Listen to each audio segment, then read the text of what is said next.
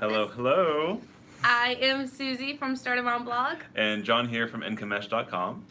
and we are at. Traffic and Conversion Summit Day 2. We're going to alternate every 3 words, so just be prepared. We are married, so we kind of speak in the same way. But this is Day 2 of Traffic and Conversion Summit here at San Diego. We're here in our hotel room. We just finished the keynote, which was amazing, but we are both pooped. It was a long day, Susie. Yeah, we are pretty worn out, pretty exhausted at the end of our ropes, but we have. But we promised that we would come and get some takeaways, some nuggets for you guys. This was from 8 a.m. I think was the first talk, and the last one just wrapped up a few minutes ago, and we're in Pacific Standard Time, so I don't even know what time it is back from wherever you guys are at. Yeah. But it was a full day, and just a few minutes away for lunch, and just running from conference room to conference room. We took away so much great stuff, and we have a couple takeaways for you tonight. Whew, but first, whew. We're so tired. Yes, won't be the most professional of takeaways for you here. We have really good tips. We're just really exhausted. We'll definitely distill this down into more content for you after the fact. We want to make sure that while it's fresh in our minds and, you guys know we're here, we give you some good nuggets here as well. Yeah, and let us know, what you guys, would you go to a conference like this? Give us some comments and some likes, just so that we know there's people watching us doing this. We hope this is helpful. We'll try our best to make it as actionable for you as possible. Yeah. And if you don't notice yet, I've got a fancy new freebie shirt on. This is Cart Flows. It's a product I like, and I met the founder and CEO in person yesterday. Yes. And it's super cool. And Susie, you got something fun on too as well. I'm wearing Flywheel, just because we met somebody who's actually in the FinCon group, and then we met him for lunch. We're hanging out, and then all of a sudden he's like, "Yeah, I work for Flywheel," and I'm like, "Well, that's cool." And he's like, "You want some T-shirts?" So far, I think we've collected 6 free T-shirts. My backpack will not hold any more. It's pretty awesome. But the world is so small because we're sitting here because we know this guy just from circles of circles and previous FinCon groups. We sit down and talk to him, and it turns out I had a conference call the week before with the person he sits next to with the side job that he has outside of his own influencer business. The world is so small. And I think yesterday, one of the takeaways from Richard Branson was make sure you don't do anything that could mar your reputation. And here I am talking to this person who, little did I know, I talked to his coworker a week ago. Yeah. So the world is small. Make sure whenever you have an impact on somebody's life, you can stand behind it with your entire personal brand. Yeah. So that was a little reinforcement the day after I heard that talk. But, I like that. Susie, what were your 2 takeaways today? Gosh, just on that note, don't say anything or type anything online or write an email when you're mad or in a fizzy that might come back to you. So we're nice to other people online. You might say something to your spouse, offline is good. You can be you're a mean person offline, but don't be mean online. We gotta be nice. Because things. She's never mean with me. Sometimes she's straight with me, straight to the point. Never mean though. Awesome. Man, so I have tons of notes. I'm actually almost through my first bullet journal. As you guys can see, I have 4 note pages left for tomorrow. So hopefully it's not too good. So I finished my notebook and don't have space. We'll start with you.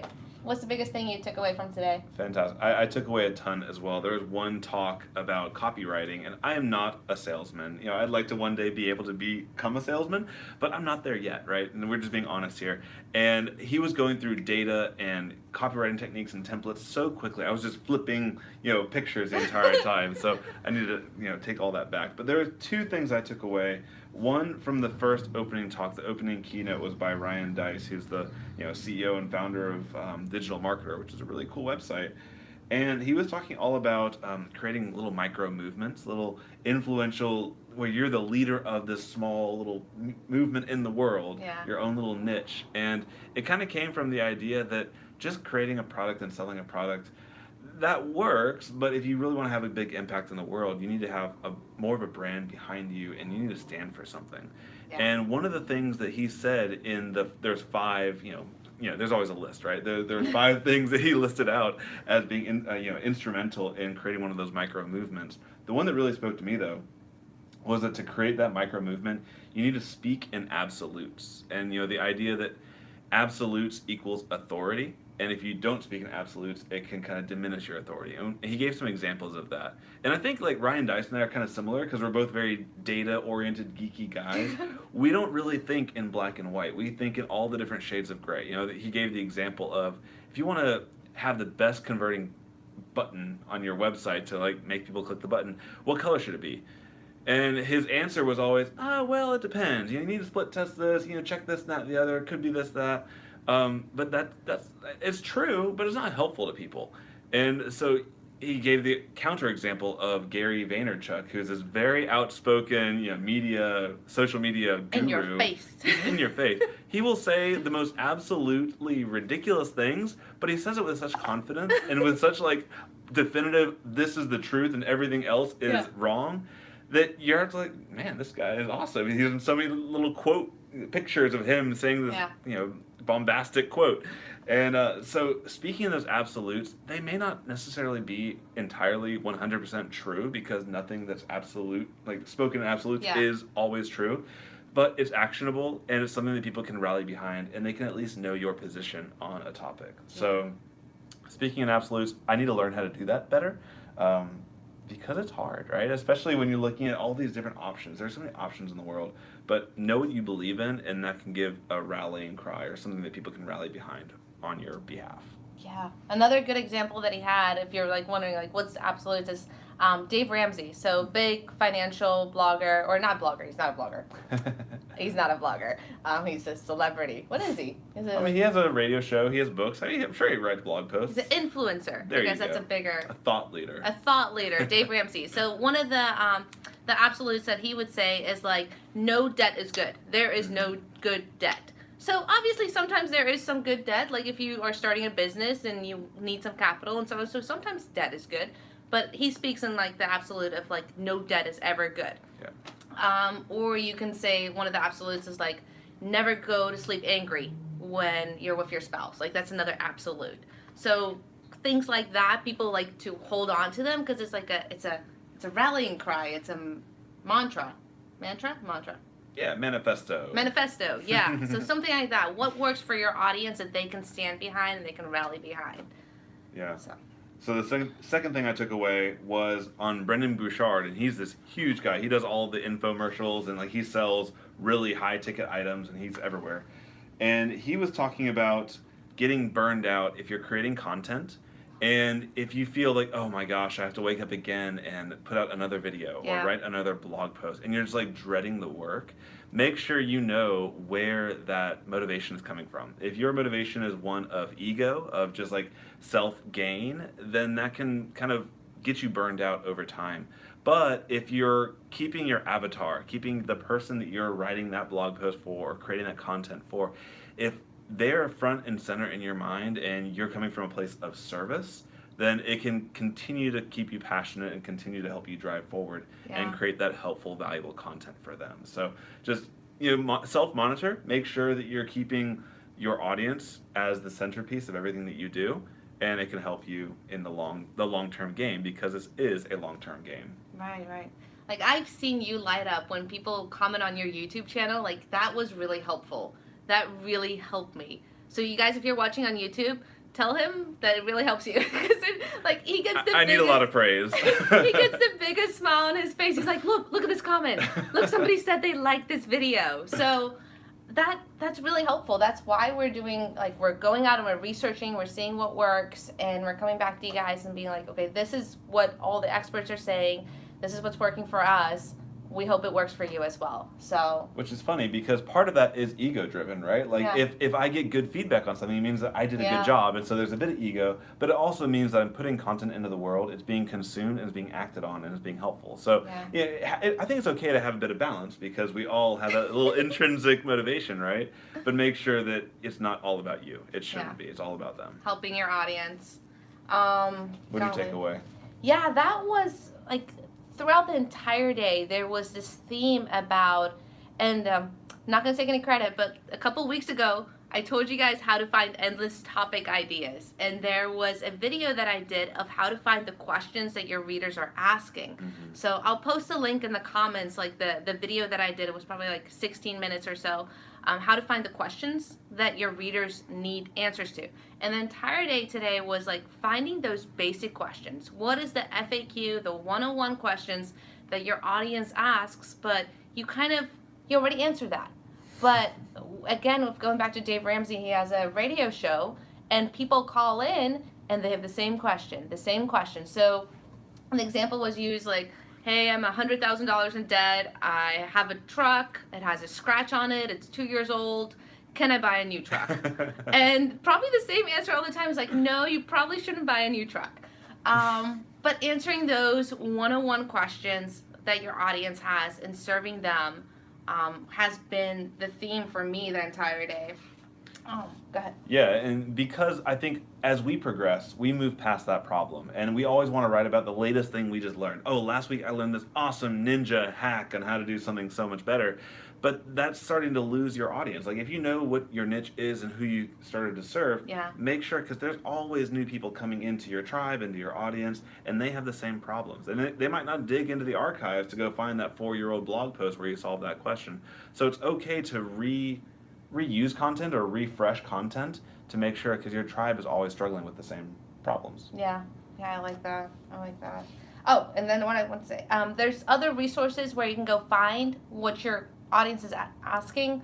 Number one is that blog post that I showed you a couple weeks ago. Number two is a website called Answer the Public. So you can go there, type in your niche, say natural birth or pregnancy or any keyword you can think of. Any keyword, and then it'll come and give you like a list of questions that people are asking commonly. And then another one obviously is Quora. So if you go there, you can just go answer questions or get ideas. And what's cool about Answer the Public is it's not just a random smattering of phrases. It'll actually break out all the questions into what, why, how, when, and help you get full sentences that really understand what your people are asking for. And each one of those could turn into a good blog post. Yeah. So you can go to Answer the Public, type in your keyword, and then boom, you have like 50 blog post ideas. And then you're overwhelmed. Yeah, and then you facepalm because you don't know where to start. That's okay. You just start somewhere. You have another one? Those were my two. Okay, those were your two? I did two in a row. Cool. Awesome. What's your next one? Okay. So I have an entire page of notes that I took on Rachel Hollis. So if you guys, you probably know who she is. She's insane. I got her book for free through some kind of subscription box. And I read some of the chapters and they're good. And I was like, she looks like a really cool person, but I never really had a good opinion of her. But she is cool on stage. She has a lot of energy. She has a great history. And I think a lot of people feel that she's just kind of blown up the last year or two. And how did she grow this audience? But she's really been doing this for 15 years. So if you feel like you're putting in the time and the effort and you're not where Rachel is right now or where somebody is that you're looking forward to, it took her 15 years to get to where she is now. So it's going to take time. I'm going to take a picture of this, of the notes that I took on her talk. It was really good, and I'll give you a screenshot. But one of the things that she said that I put in quotes was, you have to walk through the valley to get the strength to climb the mountain. And that was just like, yeah, I have to go through this period of valley, of learning, of doing it myself so that I have the strength to go up the mountain. So that was a really good one. And I liked when she was talking about, we all get into that mode of looking at our competition and doing market research and seeing what other people in our niches are doing. And if you're like us, you look at all these people and you look at the people who are bigger than you to get inspiration of where you could go. And you never have a good feeling when you come back from that research journey. You always feel like, oh my gosh, and then you get demotivated, you get depressed. My blog sucks. Yeah, you shut it down, you go for a run, or you just go eat some ice cream. Yeah. And so her big thing was put your head down. You know what to do. Yeah. Even if you have an audience of one, answer that one person's question. And then ask that person for her next question or his next question. Yeah. And just put your head down, do the work, and in time, you'll make the results that you want. Right. It's really hard advice. It is hard advice. And she also, another thing that was so cool, she's a really cool person, and she's really dynamic, and she made us dance. It was a little awkward. It was, and she was talking to all middle-aged marketing men, so it's she was a hard audience for her to get alive. Are you calling me middle-aged? Young, middle-aged. Handsome. Strapping young lads. Handsome. Gosh, what she said was she focused on her audience. She grew her Instagram to 3 million people. Likes. What do you call them? Likes? I think so. Every platform has a different name. Yeah. But she grew that big because she focused on her audience. She focused on the questions they had. She said, honestly, like on stage, she's like, if it was her decision of what she wanted to do with her time, she would be writing romance novels on a beach somewhere about vampires falling in love with librarians. It was so funny. That stuck with you, didn't it? It did. That's exactly how she said it. That's exactly. The other thing was cool was when she was talking about her audience, she wouldn't say they or them. She would say her. Like, I'm doing this for her. Yeah. So she had this clarity in her mind of one person. I could guarantee you, like, she could, like, draw a picture of who she was, that one person in her audience that she was writing her content to, which is really powerful. So she was really focused on her audience and not going on a beach and writing what she wants to, but helping her audience with the problems that they have. So and really powerful. That's one of the things that I've struggled with that you kind of smacked me over the head a couple times on is that I'll write whatever the heck I want to write on my website. Like, if I want to talk about membership plugins and nobody else in the world cares about membership plugins, I shouldn't write about that. But like, that's sometimes me, I'm putting in my mind, I'm putting my head down, I'm doing the work, I'm doing what I think will help somebody somewhere. But, you know, you're the keyword research expert, and you're kind of helping guide us all along in that, where you want to make sure that the questions you're answering are the questions that people are asking. Yeah. And that's it goes with the specific answers for specific questions and listening to your audience. So it doesn't matter whether you're just starting out like I am a little bit, or if you're further on down the road like Susie is. We all progress through the valley at our own pace. Yeah. Yeah. It was really good. It was a good day. I'm exhausted. I miss the kids so much. But they went to SeaWorld today. Yes. They had a great time. They loved it. My parents took them all to SeaWorld, so thank you to Oma and Opa. We really appreciate it. Thank you guys. You guys are awesome for taking care of our 3 minions. But I'm missing them. Yeah. The first hour is really hard because you leave with them and you're like, oh my gosh. And then the next 24 hours happens and it's awesome. We're having a great time. We're soaking it in. And then after about 24 hours, you do start to miss them again. Where are those little kids? Yeah, we're quite the parents now. We're like, oh, we'll leave them for a week. It'll be great. No. Every side conversation's about the kids. So. And every now and then I'm like, look at this cute little picture. So I show him a picture of one of our kids. And right. Like, how dare you? Yeah, I was in the zone. I was professional, and then now I'm thinking about my son and my daughters, and I was like, I can't not think about it now. So tomorrow we have our last day at the conference. Yes. And then we're hopping on a red-eye flight back across country, so we're traveling forward in time. Yes. And we'll arrive early on the East Coast on Thursday. Thursday morning. Yeah. And tomorrow I'm meeting with 2 of my readers. If there's anybody else in San Diego, send me a Facebook message or tag me or email me or something. Let me know, because tomorrow we're going to meet for lunch, and I'm so excited. It's going to be really awesome. Also, I have a YouTube video premiering live tomorrow at noon on 3 o'clock Eastern. Noon, my San Diego time. On Gia's Motherhood and Marriage YouTube channel. So that's really exciting. Awesome. Anything else? If you have any questions for what we should be looking at for our last day, any questions you have in your mind, put them in the comments below, and we'll be sure that we get the answers to them and relay this all back to you. We'll try to do a YouTube Live again tomorrow. No promises right now because the travel schedule is going to be a little bit hectic, but we'll definitely put all this down into a nice, meaty update for you guys later on. So we're going to eat some dinner and probably have a beer. It's been a long day, and we'll talk to you guys next time. All right. Oh, let me check the comments real quick. Do you have comments? Let me see. I'll check my comments. This is nice. Super unprofessional. We're like, okay, cool. Put your head on and work. Oh, yeah. Thank you. All right, guys. I will see you in the next one. All right. Thank you, guys. Have an awesome night.